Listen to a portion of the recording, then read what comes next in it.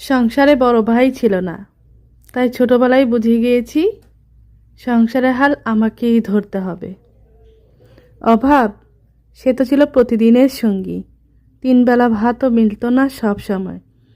তবু আমার মায়ের মুখে হাসি থাকতো এক রাজ্য।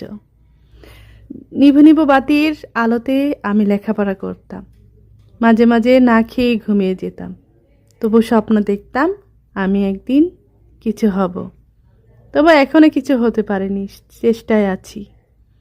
সফলতার হাসি গল্প একদিন লিখব ইনশাআল্লাহ। মেয়েরা তো দুর্বল হয়, আমিও সেই দুর্বল মেয়ে, ভাঙা হৃদয় আর শক্ত মন নিয়ে সামনে এগিয়ে চলছি। আমি সেই মেয়ে, যে মেয়ে গ্রামের পথে খালি পায়ে হেঁটেছি, মনে বল আর বুকে আশা নিয়ে বলেছিলাম আমিও একদিন আশা হব আমার এই অন্ধকার মা বাবার জীবনে ইনশাআল্লাহ।